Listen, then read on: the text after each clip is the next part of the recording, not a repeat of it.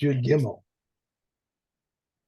One who lends his neighbor may not exact security from him except in court, nor may he enter his house to take his security, as it is said, you shall stand outside. If he has 2 utensils, he may take one and leave one, and he must return the pillow by night and the plowshare by day. If he dies, he need not return it to the heirs.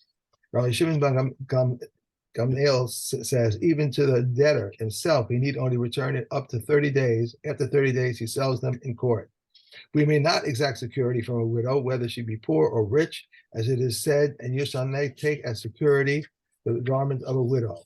One who takes a mill as security transgresses a negative commandment, and he is guilty of taking 2 utensils, as it is said, he shall not take a lower millstone or an upper millstone as security. They did not speak only of the lower millstone and the upper millstone, but of anything that which food for human consumption is prepared, as it is said, for he takes away a life as security. If a ground floor and an upper story belong to 2 different people collapse, the 2 of them divide the wood, the stones, the earth, and they determine which stones are likely to have been broken. If one of them recognizes some of his stones, he takes them, and they are counted for him in the reckoning. If a ground floor or an upper story belong to 2 people, and the upper story partially fell in, but the owner of the ground floor does not wish to make repairs, the occupant of the upper story may go and live downstairs until he repairs the upper story for him. Rabbi Yossi says the downstairs one supplies the ceiling and the upstairs the plaster. Okay. Mishna Gimel, Habayis v'aliyah shel shnayim shenafle. So you've got again this situation where you've got a house and the attic and 2 different residents, and the building collapsed. Amar Baal Ha'aliyah leBaal Habayis livnos v'hu eino rotze livnos, and the guy on the bottom floor doesn't feel like rebuilding. He's got somewhere else. He's got his summer house in Florida, and he's not in any particular rush to rebuild the house. Okay, and meanwhile, the guy on the top floor hasn't got anywhere to live. Okay. So he's allowed to rebuild the lower floor and live there until the guy from downstairs comes and wants to and pays him for the expenses of having built the house. Okay, and then he can build his upper floor. Okay, and basically he lives there rent free according to the Tanna Kama.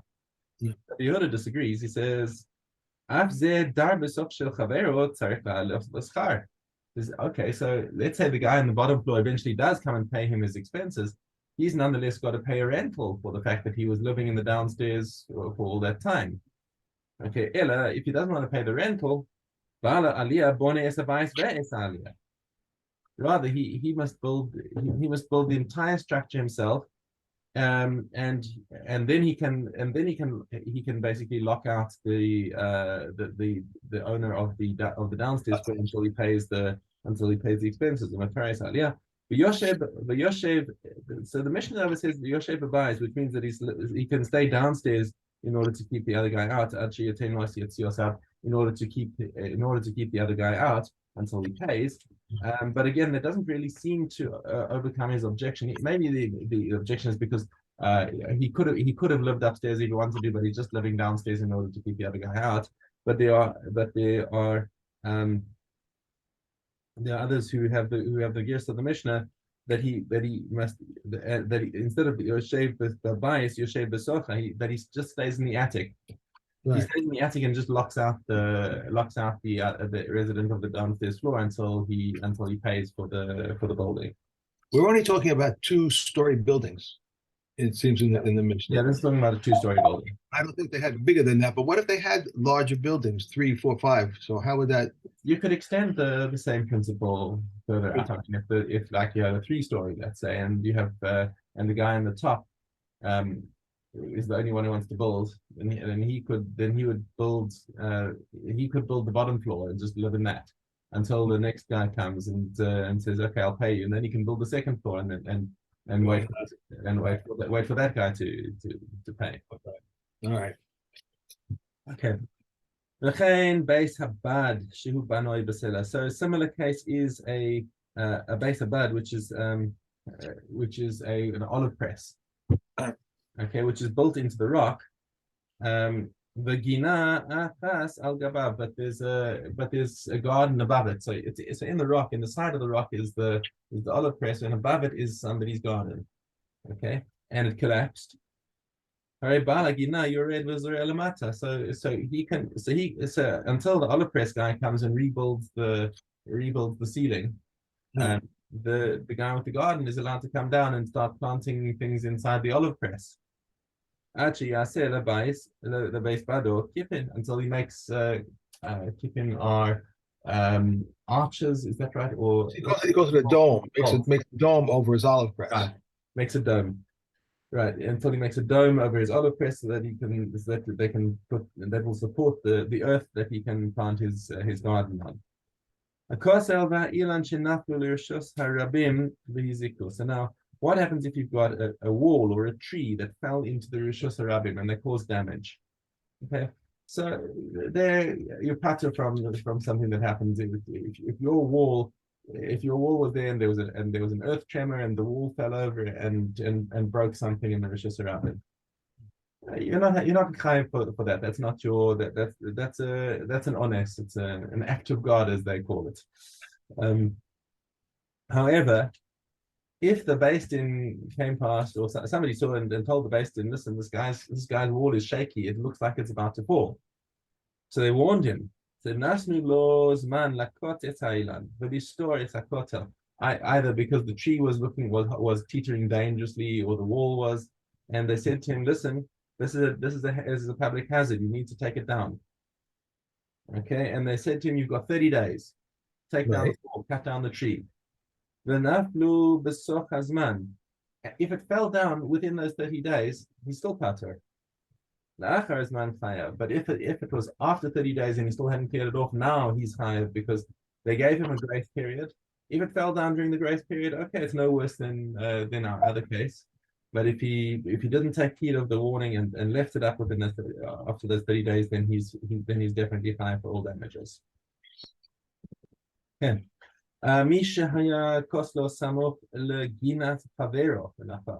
Okay, so his wall is near to his neighbor's garden. So he's got basically a dividing wall, and the wall fell over into his neighbor's garden. So the neighbor said, "Well, can you please come and clean up your wall?"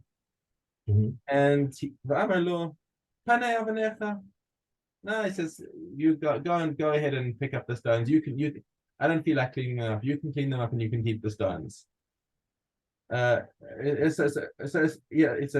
neighbor says, clean up your stones, and he says, no, you can keep them. Ain't shomin law. He has no right to do that because it's a mess. It's a tircha for the neighbor. And what if he doesn't want the stones? So it's just, I don't want your stones. Just come and clean them up.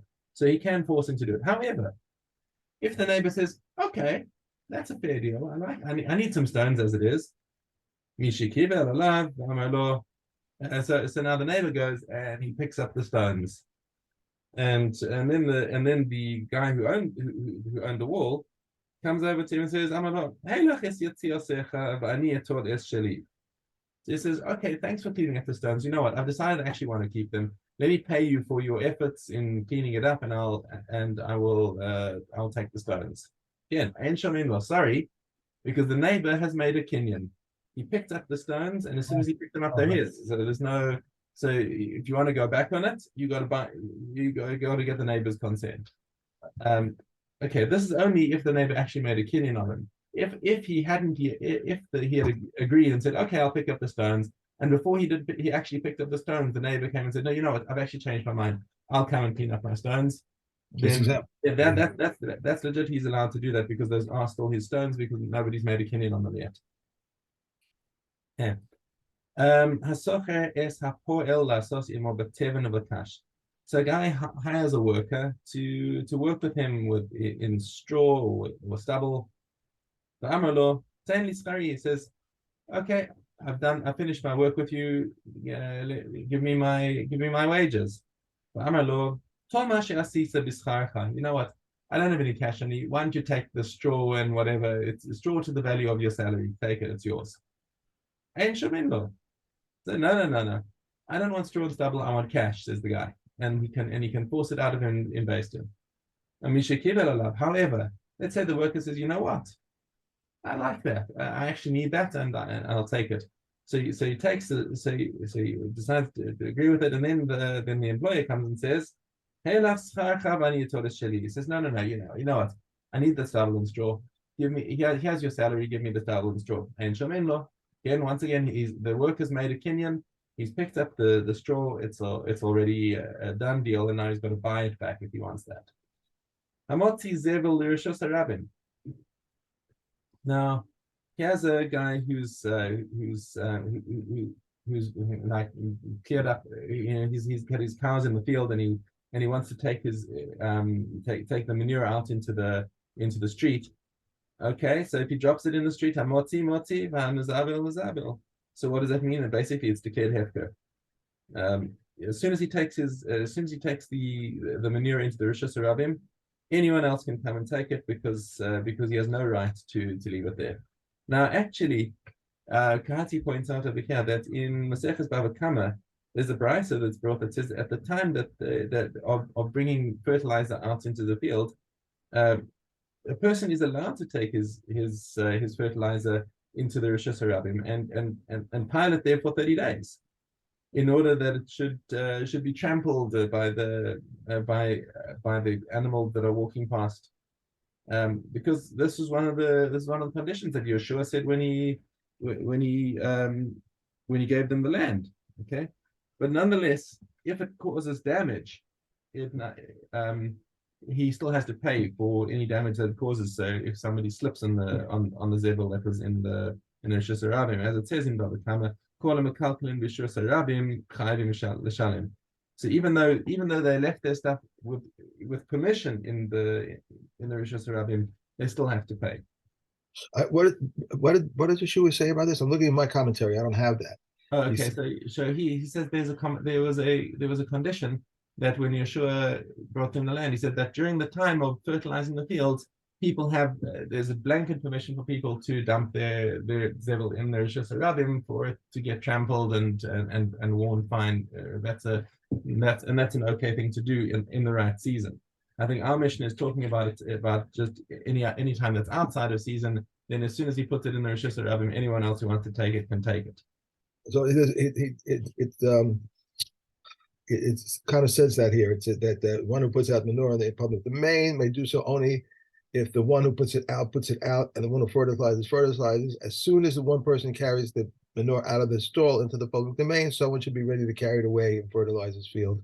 You know, he can't leave it in the public domain for more than, right. For it.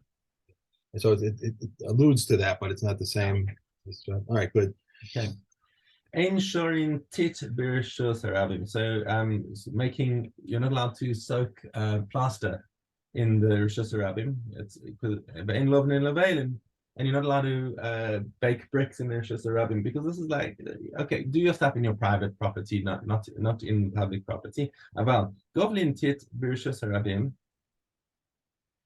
So hold on, what are you allowed to do? You're not allowed to soak it. You're not allowed to soak the plaster. Is that right? Have I got the chance?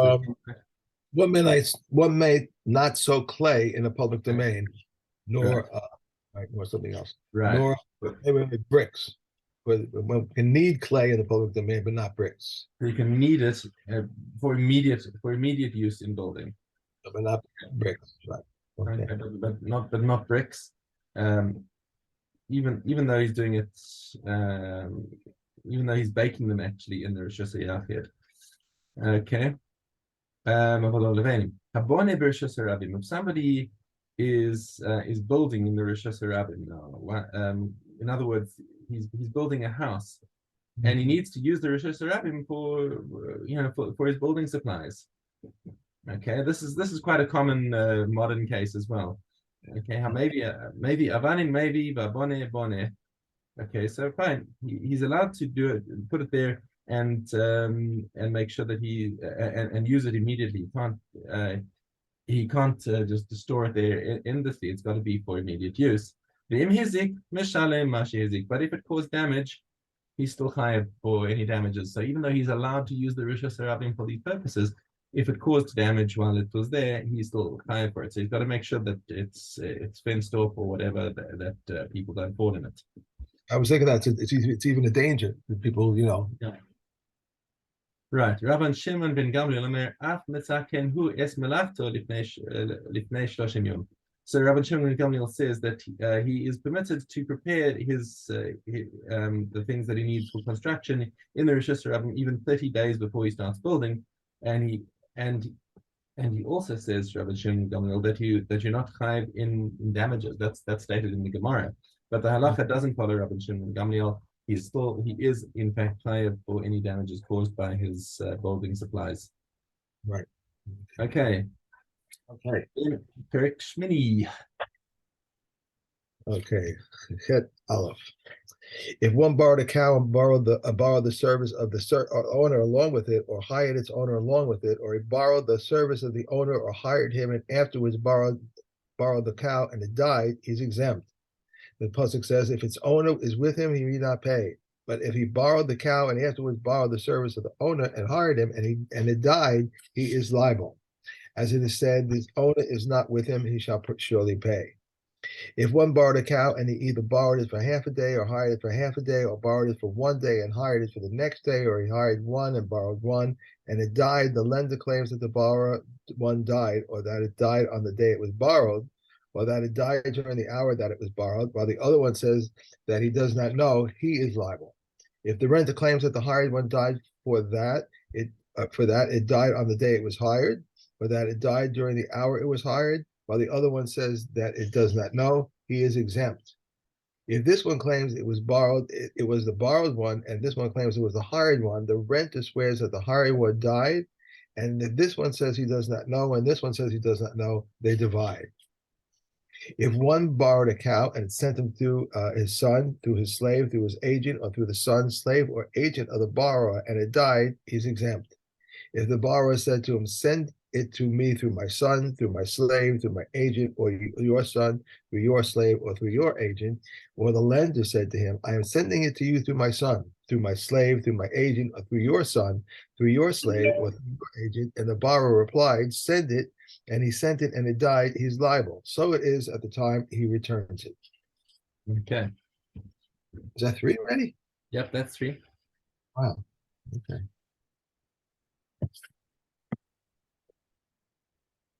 Okay. That's well. If he paid him the principal, but he did not pay him the fifth, if he forgave him the principal, but did not forgive him the fifth, or if he gave him for both, save less the worth of a pruta of the principal, he need not pursue him. If he paid him the fifth, but he did not pay him the principal, if he forgave him the fifth and did not forgive him the principal, or if he gave him for both to save the world of a pruta of the principal, he must pursue him. If he paid him the principal and swore to him concerning the fifth, he pays a fifth upon the fifth until the principal dwindles to less than the worth of a pruta. The same applies to a deposit, that is said concerning a deposit or a loan or a robbery, or if he oppressed another or found a lost article and lied about it, swore falsely, this one pays the principal a fifth and a guilt offering. Where is my deposit? He said to him. It's lost. I adore you. And he says, Amen. And witnesses testify against him that he ate it. He pays the principal, he confessed himself, and he pays the principal a fifth and a guilt offering. Where is my deposit? He said to him, it was stolen. I adore you. And he said, Amen. And witnesses testify against him that he stole it. And he pays the twofold payment. If he confesses himself, he pays the principal a fifth and a guilt offering. Okay. Yeah.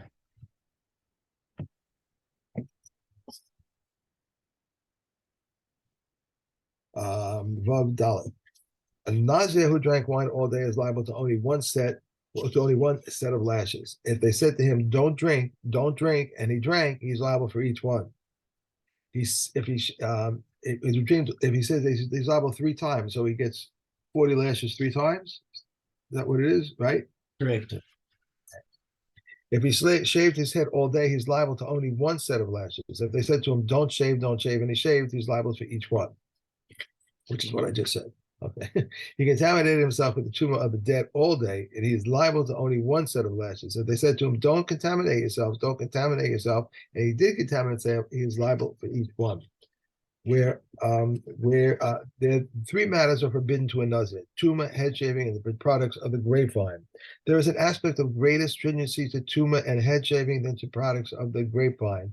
That tuma and head shaving cause forfeiture, whereas the products of the grapevine do not cause forfeiture. There is an aspect of greater stringency to products of the grapevine than to tuma and head shaving, in that there are no exceptions to the prohibition of the produce of the grapevine, whereas there are exceptions to the prohibitions of tuma and head shaving. Where shaving is an obligation, and where there is an abandoned corpse, and there is an aspect of greater stringency to tuma than to head shaving, in that tuma causes forfeiture of all the days previously observed, and one is obligated because of it to bring a sacrifice, whereas head shaving causes forfeiture of only 30 days, and one is not obligated to bring because of it to bring a sacrifice. Okay. What is the procedure for head shaving and tuma? He would be sprinkled on the 3rd and the 7th days, shave his head on the 7th day, and bring his sacrifice on the 8th. However, if he shaves on the 8th, he brings his sacrifices on the same day. These are the words of Rabbi Akiva. Rabbi Talfrin said to him, "What is the difference between this one and a Metzora?" He said to him, "This one purifies, this one's purification is dependent on his days, while Metzora's purification depends on his shaving, and he cannot bring a sacrifice unless the sun has set on him."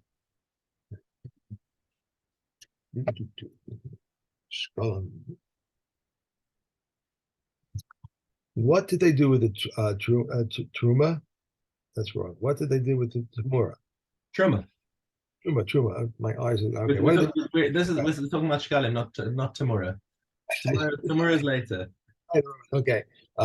With it, they would purchase daily offerings, additional offerings, and then nesachim, the omer, the 2 loaves, and the vipanim bread, and all the public offerings.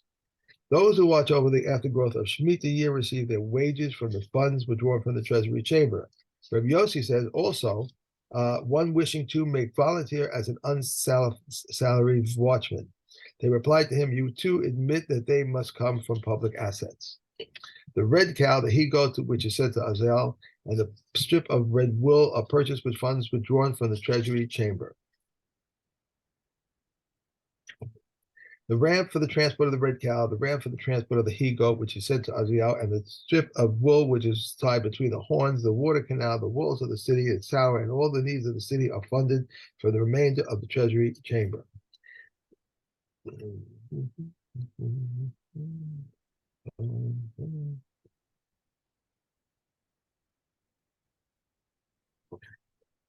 Abishol says the Kedoshim Gedolim built the ram for the transport of the red cow for their own funds.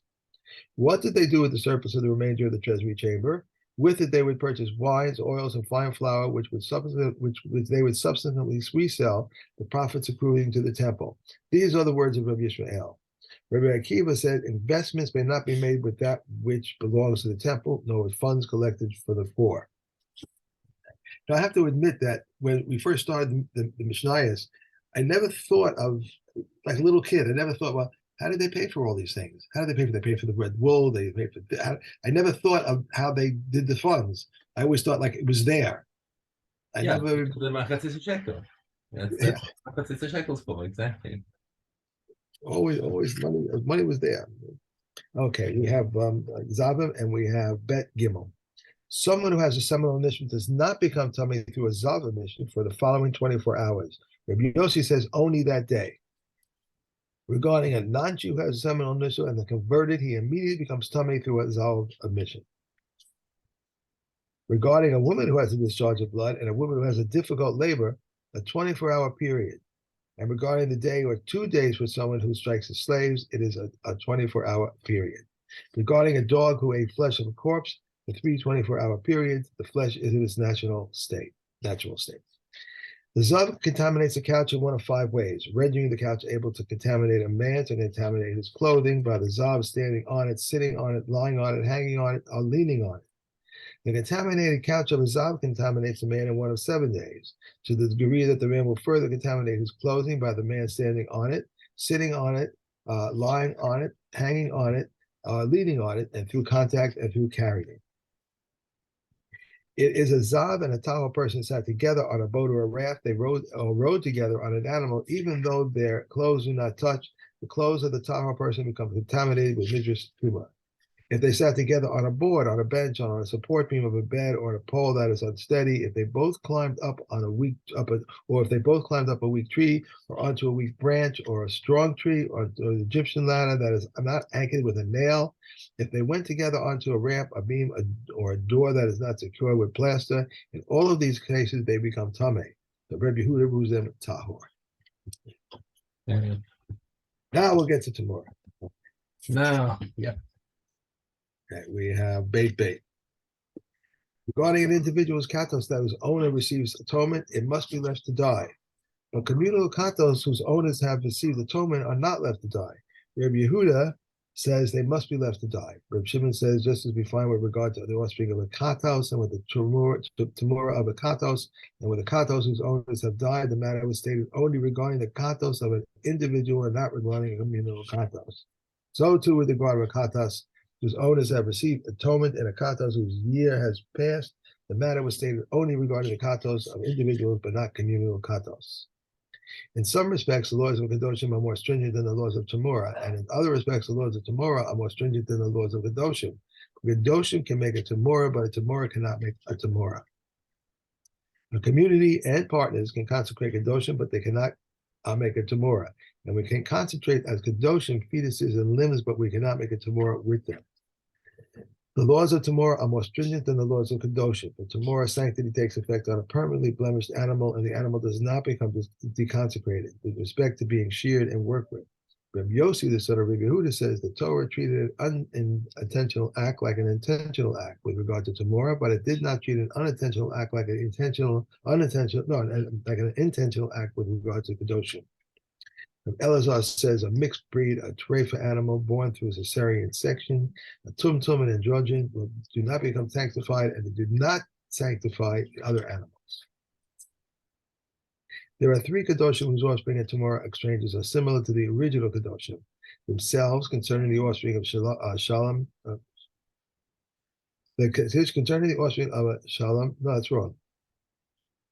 I'm sorry. Concerning the offspring of Shalamin and the Torah of Shalamin, I get it wrong. Shalamin, their offspring and the offspring of the offspring of infinitum. These are all deemed Shalamin. I can't get this word out. It's a matter of yeah.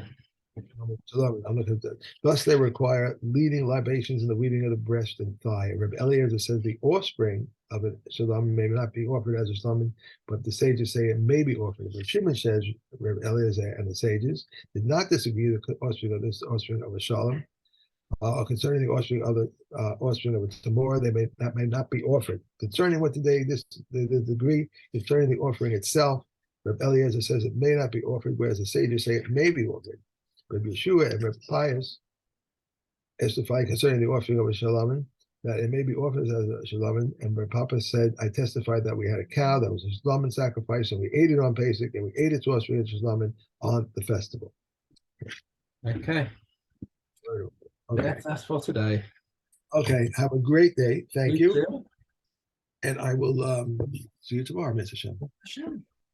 Okay, bye.